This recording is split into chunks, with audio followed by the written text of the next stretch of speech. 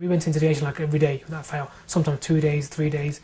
We would not. Sometimes obviously that's when the harsh treatment started, like the stress positions, loud music, strobe light, dogs, beatings. They would cuff your leg irons to a hook on the floor with a padlock, make you crouch, force your arms underneath your calves, your knees basically. So basically your legs are like this and you're like literally tiptoeing. So your hands and your feet are together, and obviously that's there.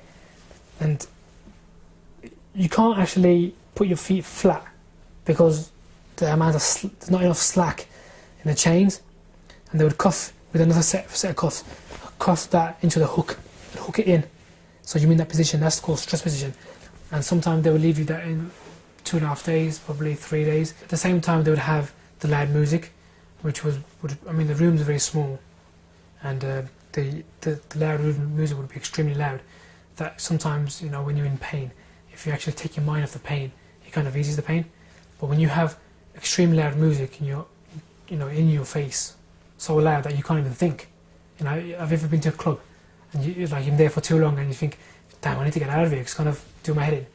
And that's the situation you got put in, because for the first maybe 4 or 5 hours it's just music, but later on the music turns into a screaming noise and banging and just like scratching noises, and all you can hear is like individual instruments banging away, and eventually it doesn't become music anymore, it just becomes like horrendously annoying. Do you know what kind and frustrating. Of music it was? First of all, it was Eminem. They're playing Eminem to us on the first instant, and they obviously realised it wasn't working.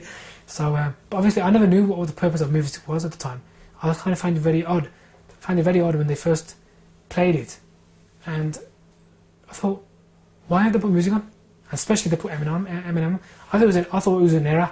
It was probably for the soldiers. They've got, they listen to it in the spare time. They've just pressed it by mistake, and they've gone. But after 6 hours or 7 hours or a day, it becomes extremely painful to your head. You feel like your hair's going to explode. You start seeing things, you start hallucinating things, the pain becomes unbearable. And I think the psychological part of it is much worse than the physical, because physical, you can always recover from physical pain. Bruise, broken arm, it will always heal, no matter what. When you're scarred psychologically, once you've gone crazy, it's very rare someone who goes mad that comes back to normality. It's literally, it's a miracle. If it happens, it's a miracle.